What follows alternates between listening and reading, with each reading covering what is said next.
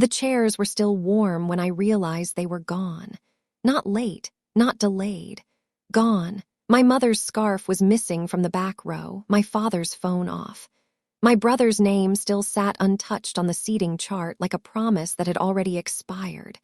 No one said anything at first. They just watched me notice. I remember adjusting my sleeve as if something small could hold the moment together. Someone whispered that flights get delayed, that plans change, that I should keep smiling. But the photographer had already stopped taking pictures, and my husband, he didn't look surprised.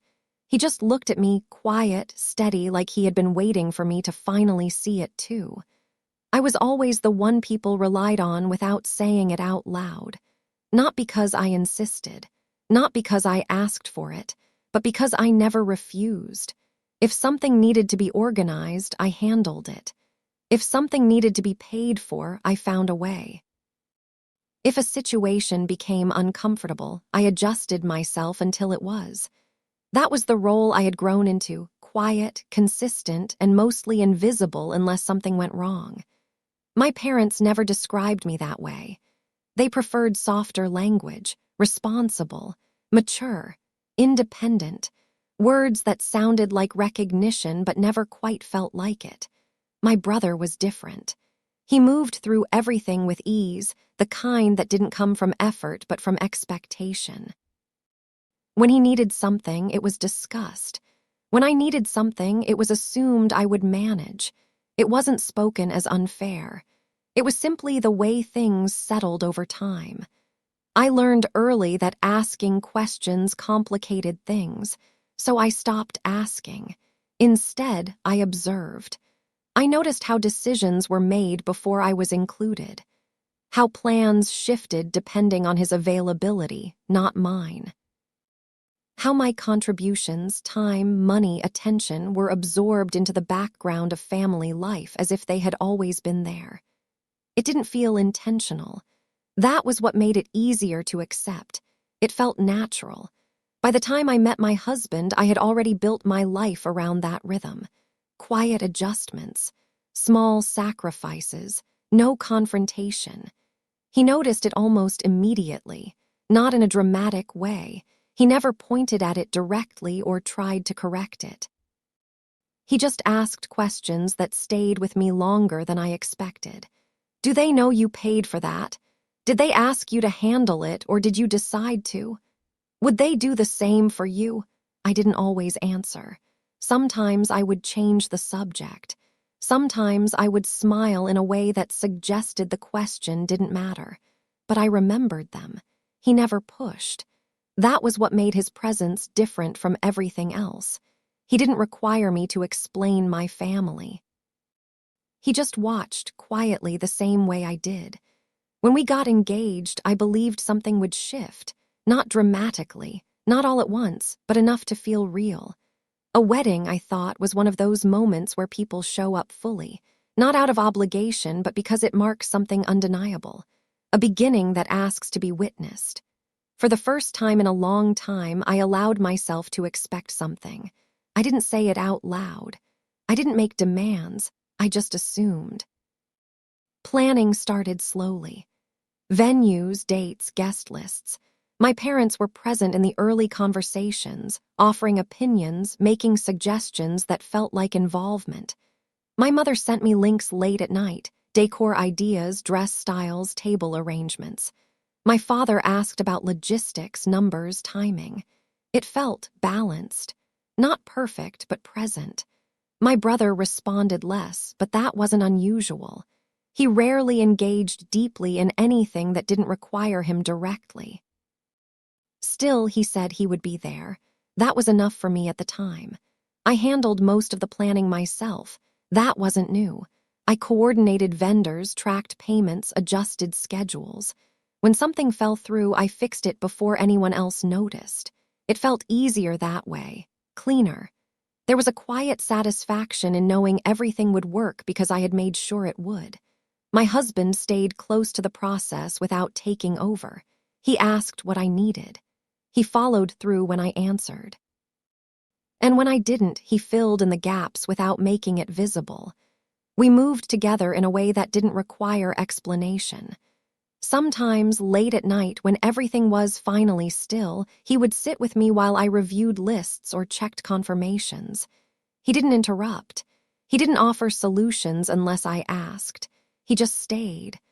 Those moments felt different from everything else.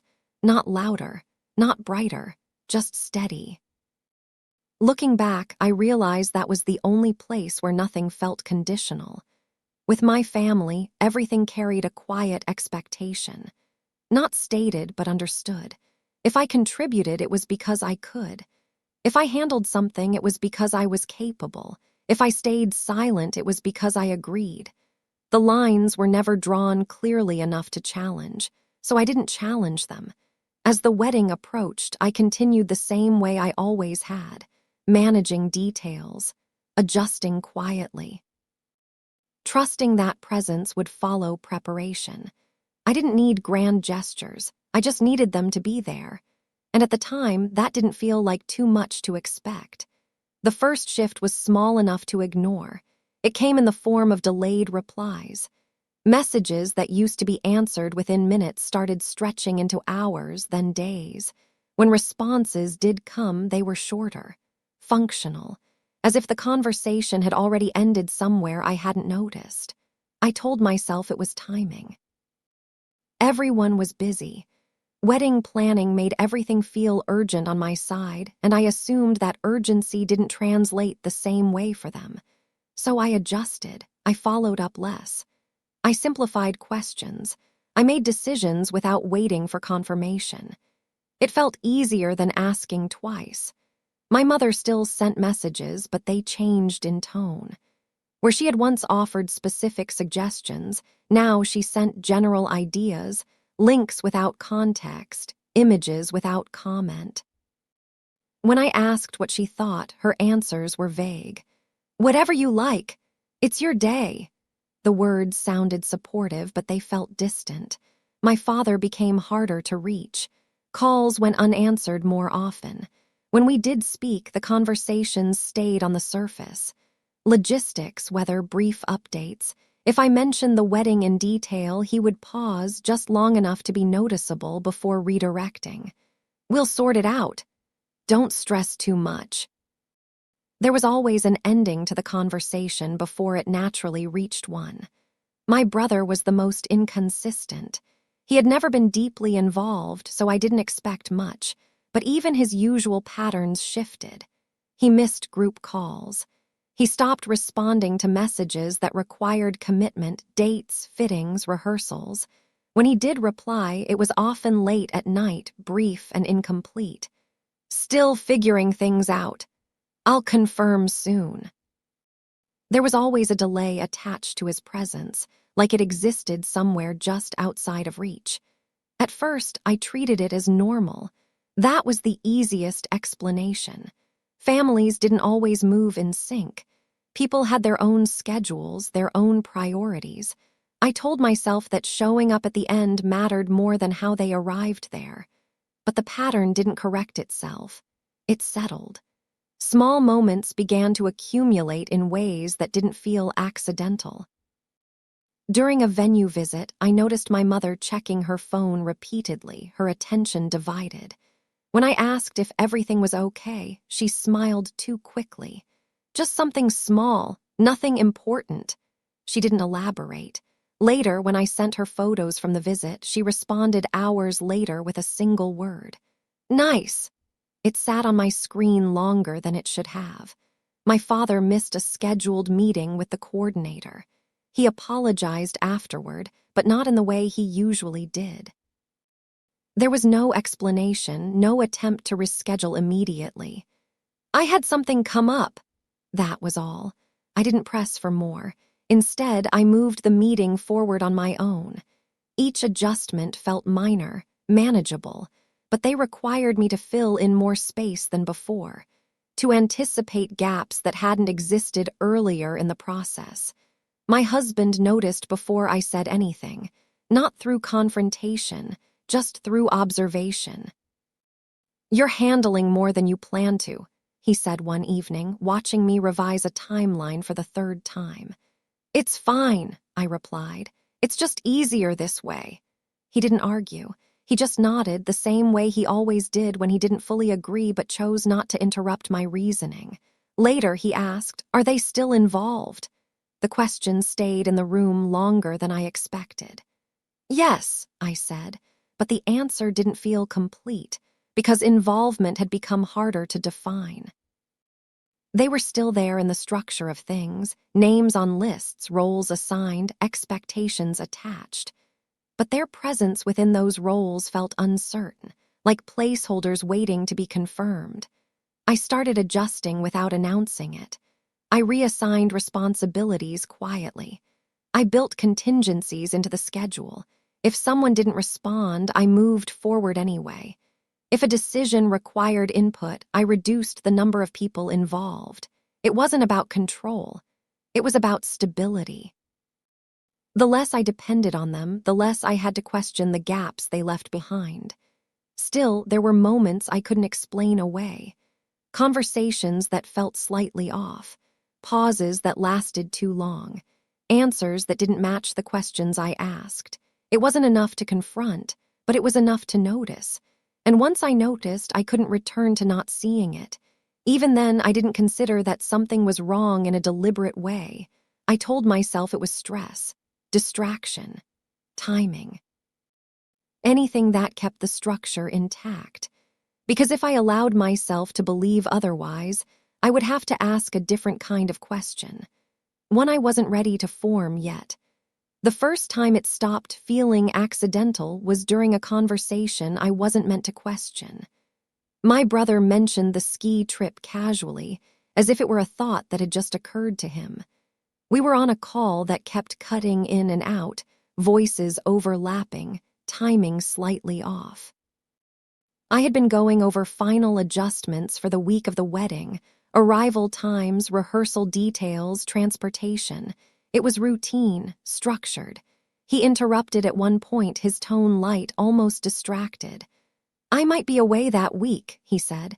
"There's a trip I've been thinking about." I paused, waiting for the rest of the sentence to correct itself. "That week?" I asked. "Yeah, it's not confirmed," he replied quickly. "Just something I'm considering." The line went quiet for a second longer than it should have. Then my mother spoke, her voice steady, controlled. "It's not finalized," she said. "There's still time to decide." The conversation moved on after that, or at least it pretended to. I continued speaking, finishing the details I had started, but something in the structure of the call had shifted. The timing felt off. Responses came too quickly in some places, too delayed in others, as if everyone was adjusting around something already known. After the call ended, I sat with my phone in my hand longer than necessary. I replayed the moment, not the words themselves, but the way they had been delivered. The pacing, the interruption, the immediate reassurance that followed. It didn't feel like new information. It felt like something introduced carefully, measured to see how I would respond. I didn't bring it up again that day. Instead, I opened my calendar. The dates aligned exactly with the core of the wedding schedule, not the edges.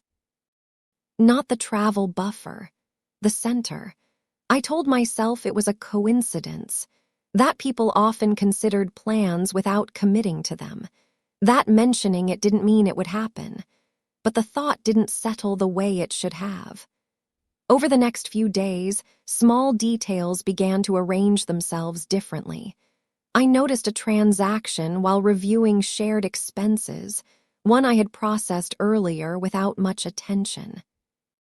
At the time, it had been labeled vaguely, grouped with other transfers that didn't require immediate explanation. Now it stood out. The amount was specific, the timing precise. I traced it back through the account history, not because I was looking for something, but because it was already there. It connected to a booking platform. The dates matched the week my brother had mentioned. I closed the app without completing the search. Not because I didn't want to know, but because I already understood enough to feel the shift. Later, during a family dinner, the conversation moved around me in a way I hadn't noticed before.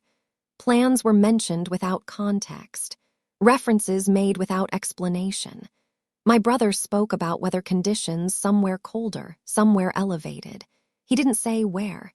He didn't need to. My father asked a question that sounded routine, but carried a familiarity I couldn't place. "Have you checked the equipment situation?" It wasn't phrased as a suggestion. It sounded like a continuation. When I entered the room, the conversation paused briefly, just long enough to reset. Then it resumed, slightly adjusted. I sat down and listened. No one excluded me directly. No one said anything I could point to as deliberate, but the structure of the conversation felt complete without me, as if I had joined late, even though I had been there the entire time.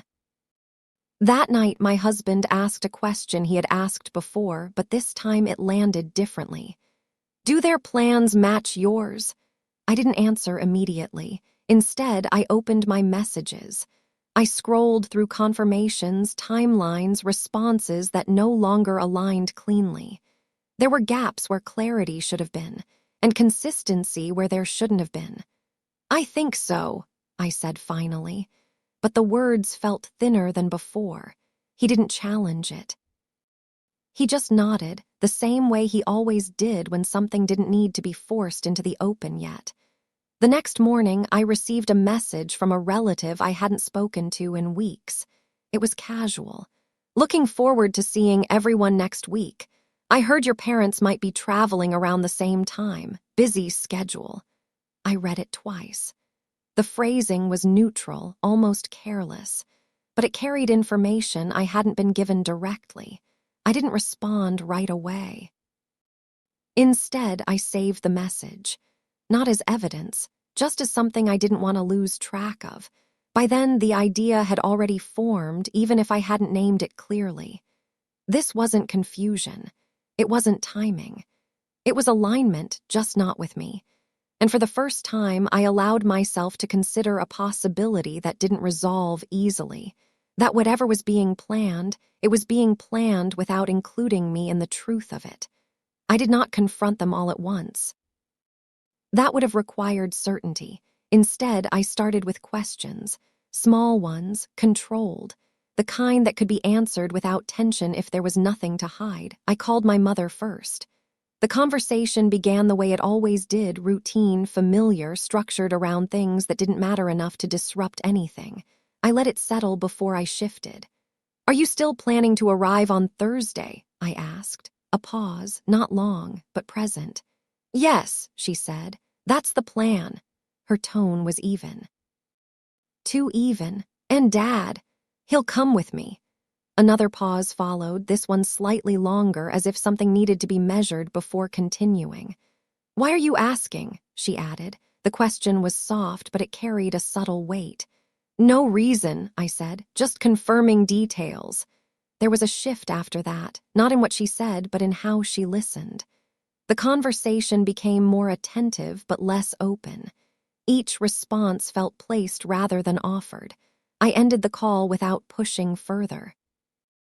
Not because I believed her answer fully, but because I wanted to see if the pattern would repeat elsewhere. I spoke to my father next. His responses mirrored hers, but with less patience. "We've already discussed this," he said when I asked about travel timing. "I just want to make sure everything is clear," I replied. "It is clear," he said. "You're overcomplicating it."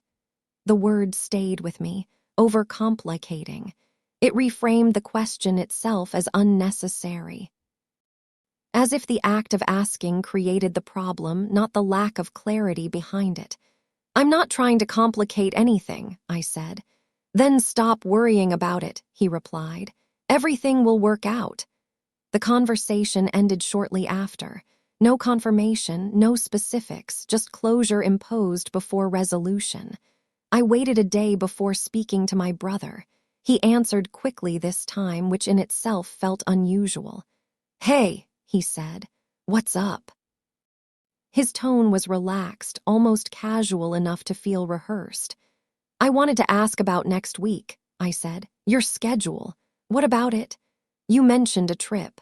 A brief silence, then a quiet exhale. It's nothing serious, he said. I told you it's not finalized. But the dates overlap, I said. They might, he replied. Or they might not, I haven't decided. The answer was technically consistent, but it avoided the center of the question. Are you planning to be at the wedding? I asked. This time the pause was longer. Why wouldn't I be? He said finally. The question turned back on me not to clarify but to challenge the assumption behind it. Because of the trip, I said. You're making it into something bigger than it is, he replied. His tone sharpened slightly. It's just an idea. You're acting like I've already chosen it over your wedding. I didn't respond immediately because the sentence had already shifted the focus. From what he was doing to how I was reacting. I'm just asking for clarity, I said. And I'm telling you there's nothing to clarify, he said. You're stressing yourself out over nothing. Nothing. The word landed the same way the others had, overcomplicating nothing. Each one reduced the weight of what I was noticing, not by addressing it, but by redefining it as unnecessary. I need to plan around people's availability, I said, keeping my voice level. Then plan, he replied. Don't wait on me. The sentence sounded like permission.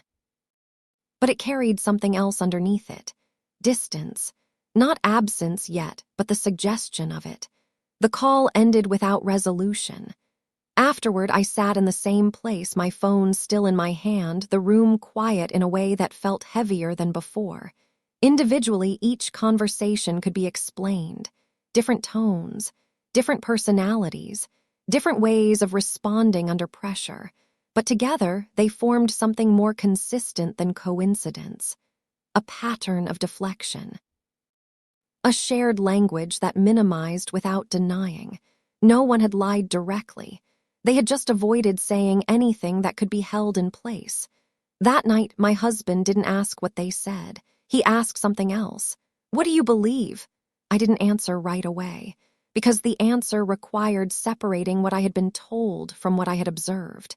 They said everything is fine, I said finally. He nodded. And do you think it is?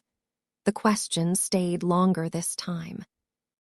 I looked at the messages I had saved, the transaction I had traced, the dates that continued to align too precisely to ignore. I thought about the pauses, the redirections, the way each conversation had closed before it reached anything solid. No, I said. It was the first time I had said it out loud. Not as an accusation, just as a recognition. He didn't respond immediately. He didn't need to. The room settled around the answer in a way that felt different from before, clearer, not resolved. But no longer uncertain. The truth did not arrive all at once. It surfaced in fragments, quiet, unannounced, and impossible to return once seen. I stopped asking questions directly, not because I no longer wanted answers, but because I had started to understand how those answers would be shaped. Every conversation led back to the same place, minimized, redirected, unresolved. So I shifted. I began looking at what didn't require explanation. Systems, records, timelines that existed outside of interpretation. The first clear confirmation came through something I had already handled weeks earlier, a booking. At the time, it had been one of many transactions I processed without hesitation. My parents had asked for help finalizing a payment, something about timing, about needing the transfer completed quickly. I didn't question it. I rarely did. Now I opened the receipt again. The details had not changed, but my understanding of them had. Location, a ski resort I recognized immediately. Dates, beginning 2 days before my wedding, ending 3 days after. There was no overlap to debate, no ambiguity to interpret. It aligned exactly with the center of everything I had been planning for months. I did not react immediately. I closed the document, set my phone down, and sat in silence long enough for the information to settle without distortion. It was not new. It had always been there. I had just never needed to see it this way before. Later that afternoon, another detail surfaced, this time through someone else. A relative I trusted, but not someone involved closely enough to filter information. We were speaking about travel arrangements when she mentioned it casually. "You must be busy coordinating everything," she said, "especially with your parents traveling at the same time." I didn't interrupt her. "Traveling?" I asked, keeping my tone even. "Yes," she said. "I thought you mentioned they had plans around that week too. Something about your brother organizing it?" The sentence drifted off naturally, as if it didn't require clarification. As if it had already been understood, I didn't correct her. I didn't confirm it either. "I'll have to check," I said. We moved on after that. But the information stayed. Not because it added something new, but because it removed any remaining space for doubt.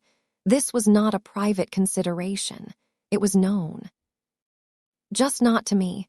That evening, I reviewed the schedule I had built for the wedding. Every detail was accounted for: arrival times, seating arrangements, family roles carefully placed within each moment. My parents were positioned at the center of it, not symbolically, practically. They were included in key transitions, entrances, acknowledgements, moments that required presence, not just attendance. I looked at those sections without changing them. Not yet. Instead, I opened another message thread, the one with the photographer. There, among confirmations and timing adjustments, was something I hadn't fully processed before, a request, sent weeks earlier from my mother. She had asked to keep things flexible regarding certain family shots, suggested that some moments could be adjusted depending on availability. At the time, I had interpreted it as a preference. Now it read differently, not a suggestion, a contingency. The photographer had responded professionally, outlining what could be moved and what required confirmation in advance. My mother had not followed up. The conversation ended there, unresolved, but not unintentional. I saved the thread, not as evidence, just as something that belonged to the pattern I could now see clearly.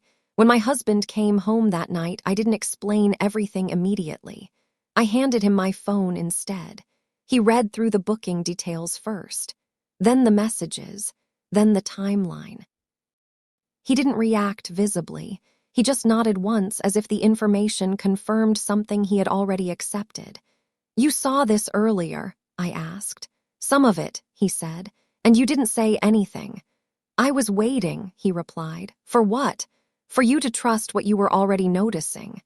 The answer didn't feel withholding. It felt measured. I sat across from him, the weight of everything settling into a shape that no longer shifted when I looked at it directly. "They planned it," I said. He didn't interrupt. "They knew the dates," I continued. "They knew what it overlapped with, and they didn't tell me." "No," he said quietly. "They didn't." There was no anger in his voice, just clarity. I exhaled slowly, not as a release, but as an acknowledgement of something final. "This wasn't a mistake," I said. "No," he repeated. The room remained still after that. No urgency, no escalation, because the truth did not require reaction to exist. It was already complete.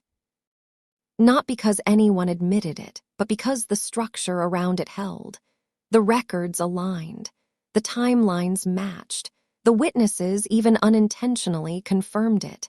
And for the first time, I stopped looking for an explanation that would make it smaller. It wasn't small. It was deliberate. And it had been from the beginning. After that, everything became quieter. Not calmer. Just quieter in a way that made each absence more defined. I stopped initiating conversations unless they were necessary. When I did, I kept them brief, focused only on details that required confirmation. Even then, responses came back delayed or incomplete. There was no confrontation from them, no acknowledgement of what had already become visible.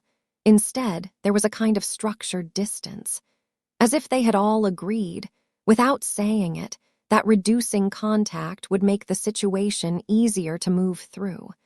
I adjusted to that distance the same way I had adjusted to everything else, by filling in the gaps. Final confirmations for the wedding were due that week. Vendors needed numbers, schedules, and certainty. I moved through each requirement methodically, removing dependencies wherever I could. Seating arrangements were revised. My parents' names remained on the chart, but I created an alternate version without them, saved separately, not printed. My brother's role in the ceremony was reassigned quietly, folded into a structure that didn't require explanation. No announcements were made. No one asked why. My husband handled what I didn't say out loud. He contacted the venue directly to confirm timing adjustments. He spoke to the coordinator about contingency plans, using neutral language that didn't invite questions. "If something changes last minute, we'll proceed as scheduled," he said. The phrasing was deliberate. Not if someone cancels, not if something goes wrong, just if something changes. I continued reviewing the timeline each night, not because it needed changes, but because the act of reviewing it gave me something stable to hold on to. Every detail remained intact. Only the expectations attached to them had shifted. 3 days before the wedding, I sent one final message to my parents, not emotional, not confrontational, just direct. "Please confirm your arrival time and travel details for Thursday." I watched the message deliver, then sit. Hours passed without a response. That night, I placed my phone face down on the table and left it there. When I returned later, the message was still unanswered. No explanation, no acknowledgement. The silence was no longer ambiguous. It was a response in itself. The next morning, a message appeared, not in reply to mine, a new thread from my father. "We'll see how things go this week. Don't wait on us for anything." I read it once, then again. The wording was careful, no direct statement, no confirmation. But the meaning was clear, not absence declared. Absence implied. I didn't respond. There was nothing in the message that required clarification. That afternoon, my brother posted a photo. It appeared on my screen without warning, placed among other updates I hadn't been paying attention to. Snow, clear sky. Equipment laid out in the background, tagged with a location that matched the booking I had already seen. The timestamp placed him there already. Not planning, not considering. There. I looked at the image for a long time, not because I needed to confirm it, but because it removed the last layer of uncertainty that had remained. There would be no last-minute change, no unexpected arrival. The decision had already been carried out, and it had been done without needing to tell me. I locked my phone and set it aside. The room felt still in a way that didn't shift with movement, not heavy, just settled. My husband walked in a few minutes later. He didn't ask what I had seen. He just looked at me. "They've left," I said. He nodded once. We stood there for a moment without speaking, not because there was nothing to say, but because everything that needed to be understood already was. The day before the wedding arrived without interruption. No calls, no messages that addressed what had happened. Only routine communication from vendors, confirmations from guests, final adjustments that moved forward without delay. Everything was ready, exactly as planned. Except for the part that had been removed quietly. That evening, I received one more message, this time from my mother. "Hope everything is going smoothly. We'll talk soon." I read it without reacting. The phrasing carried no reference to the wedding itself, no acknowledgement of the date, no explanation of where they were, just distance presented as normal. I didn't reply. Instead, I opened the seating chart one last time. I looked at the version that included them, then the version that didn't. The difference between them was small in structure, but absolute in meaning. I selected the second version, sent it to the coordinator, and closed the file. There was no final decision to make after that, only continuation. The next morning, I woke up before the alarm, The room was quiet, unchanged. For a moment, everything felt suspended in place, like a pause before something shifted. Then I remembered. Not suddenly, not with force. Just as a steady awareness that had already settled the day before. Today would happen, with or without them. I stood, adjusted the details that still required attention, and moved through the morning the same way I had moved through everything else. Calm, controlled, without waiting for anything that had already chosen not to arrive. The ceremony began on time. Nothing delayed it, not the missing confirmations, not the silence that had replaced them, not the absence that had already settled into the structure of the day. Everything moved as scheduled. Guests arrived, filling the space with quiet conversation and careful observation. No one asked directly, but I could feel the awareness shift as people noticed what wasn't there. Certain seats remained empty longer than they should have, not overlooked, recognized. I stood in a separate room before it started, the dress already adjusted, the final details complete. There was nothing left to prepare, only time to wait. My hands were still. Not because I felt calm, but because I had learned how to hold still when movement would reveal too much. Someone knocked lightly before entering, one of the coordinators, checking that everything was ready. I nodded before she finished asking. "Yes," I said. She smiled in a way that suggested reassurance, but her eyes moved briefly past me, scanning the room as if something might be missing. She didn't say anything. She didn't need to. When it was time, I walked toward the ceremony space without hesitation. Each step felt measured, not forced. The doors opened, and the absence became visible all at once, not as a feeling, as a fact. The seats reserved for my parents remained unoccupied. My brother's place, marked, arranged, expected, stood untouched. No one had filled them. No one had adjusted them. They were left exactly as they had been planned. A space held open for people who had already chosen not to be there. I didn't stop. I didn't look at them longer than necessary. I walked forward, maintaining the same pace, the same posture, because stopping would have made it visible in a different way, and I wasn't going to give it that. At the front, my husband was waiting. His expression didn't change when he saw me, not because he didn't understand, but because he already did. We stood across from each other, the ceremony continuing around us. Words were spoken, promises structured into sentences that required repetition. I heard them. I repeated them. But my attention moved differently now, not outward, inward. I was not thinking about what they had done. That part had already settled. I was thinking about every moment I had adjusted myself to maintain something that no longer existed. Every time I had reduced my own expectations to protect theirs. Every time I had chosen silence because it felt easier than asking for clarity. The realization did not arrive as anger. It arrived as recognition. Clear. Final. There was no version of this day where they had been uncertain. They had known, they had planned, and they had decided. The ceremony ended the same way it began, without disruption. Applause followed. People stood. The structure of celebration continued, even if something fundamental had shifted underneath it. During the reception, conversations moved around me carefully. No one mentioned the absence directly. Instead, they adjusted. Questions were redirected. Assumptions softened. "Your parents must be arriving later.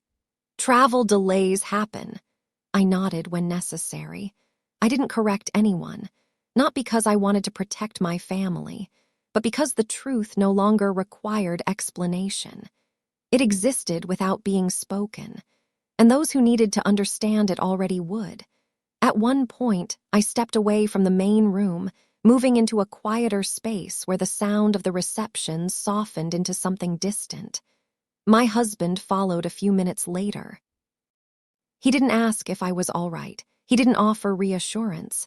He just stood beside me, close enough to be present, far enough to let the silence remain intact. "I know," he said after a while. The words were simple, but they carried everything that didn't need to be explained. I nodded once, not in agreement, in acknowledgement. I should have seen it earlier, I said. He didn't respond immediately, because the sentence wasn't a question. It was a recognition of something that had already passed. You saw it when you were ready to, he said quietly. There was no correction in his voice, no attempt to shift responsibility, just a statement that allowed the moment to remain where it was. I exhaled slowly, not as relief, but as acceptance. The weight I had been carrying did not disappear. It changed. It became defined. And once it was defined, it no longer needed to be held in the same way. I'm not going to ask them about it, I said. He looked at me, waiting, not for justification, but for certainty. They made their decision, I continued. They don't need to explain it for it to be real. He nodded once. That was all. No encouragement, no approval, just recognition. I stayed there for a few more moments before returning to the reception. The rest of the evening continued as expected. Toasts were given. Music played. Conversations filled the spaces that had been left open. From the outside, everything looked complete. Structured, successful. But I moved through it differently now. Not waiting, not adjusting, just present in a way that didn't depend on who was missing. By the time the night ended, the realization had settled fully into place. Not loud, not dramatic, just permanent. I was no longer part of something I had spent years maintaining, and for the first time, I didn't try to fix it. The days after the wedding were quieter than I expected, not peaceful. Just absent of the noise that usually followed family events, calls, messages, small corrections to how things were remembered. None of that came. There were no immediate explanations, no attempts to revisit what had happened, no acknowledgement of what had been visible to everyone who attended. Instead, there was distance. Structured in the same way everything else had been, I didn't reach out. Not because I was waiting for them to speak first, but because I understood that anything I initiated would be redirected the same way it had been before. Minimized, reframed, left unresolved, so I left it untouched. But the situation didn't remain contained. It moved outward, not through confrontation, through observation. Extended family began asking questions, not directly to me, but within the spaces where information circulates without being controlled. People who had attended the wedding noticed the absence. They had seen the empty seats, the unchanged arrangements, the lack of explanation. At first, the questions were careful. Were your parents delayed? Did something unexpected come up? I responded the same way each time. They weren't able to attend. Nothing more, no elaboration. The simplicity of the answer left space for interpretation, and others began filling that space on their own. Details surfaced gradually. A relative mentioned seeing photos from my brother's trip, posted openly without restriction. The timing was clear, the location unmistakable. Another referred to travel plans that had been discussed weeks earlier in conversations I had not been part of. Individually, each piece was small, but together they formed a structure that didn't require confirmation from me. The narrative began to shift, not loudly, quietly through alignment. My parents attempted to explain it in their own way. I heard about it indirectly, through conversations that reached me after they had already taken place.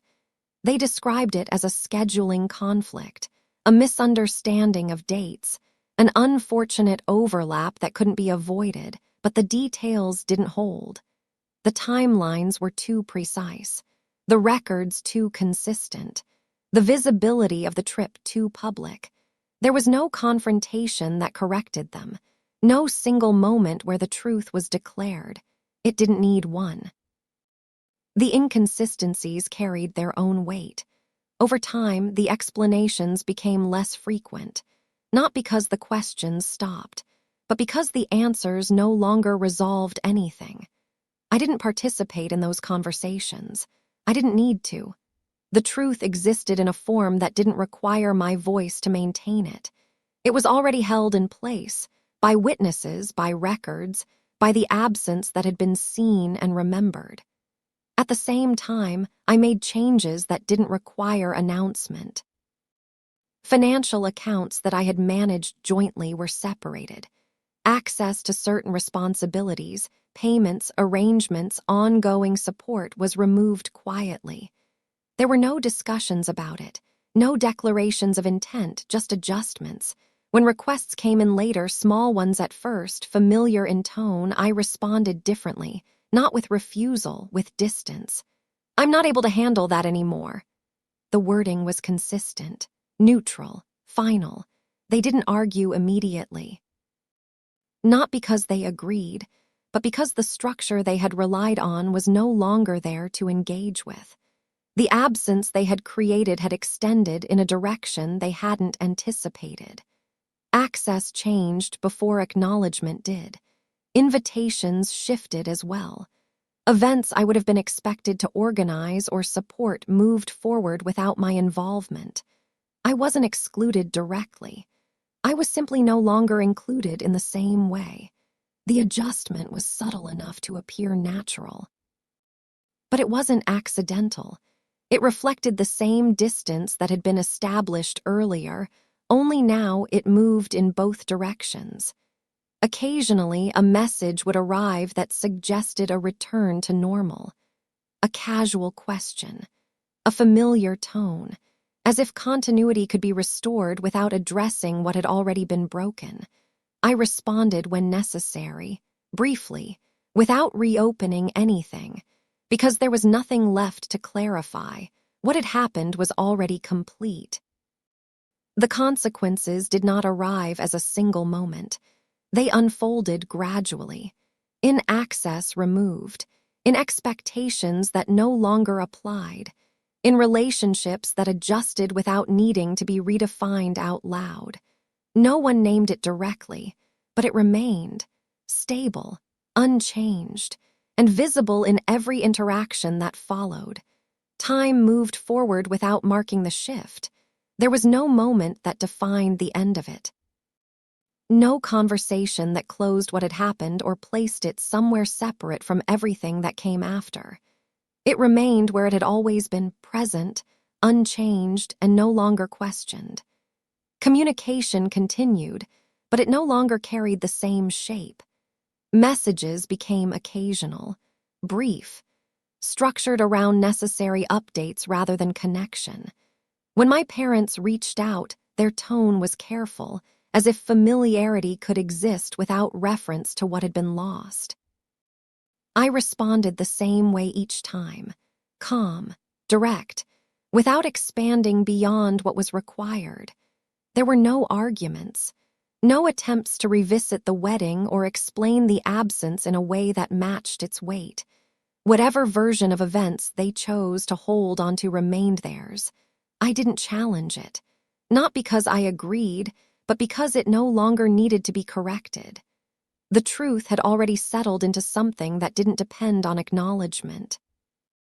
My brother's name appeared occasionally in conversations, usually attached to something new, another plan, another trip, another direction that didn't intersect with mine. I listened when it came up. I didn't ask questions. There was nothing left to understand that hadn't already been made clear. At home, things were different, not louder, not more expressive, just consistent in a way that didn't shift depending on what was needed from me. My husband never asked me to revisit what had happened. He didn't frame it as something to move past or resolve. He let it remain what it was. And in that, there was a kind of steadiness I hadn't recognized before. Sometimes I look at the photographs from the wedding. Most of them are complete, structured, composed, exactly as they were meant to be. But in some, the frame widens just enough to include the empty seats. They were never edited out. No one suggested it. They remain there unchanged, not as a mistake, as a record.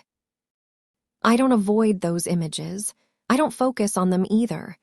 I see them the same way I see everything else now, clearly, without adjustment, without expectation that they should be different.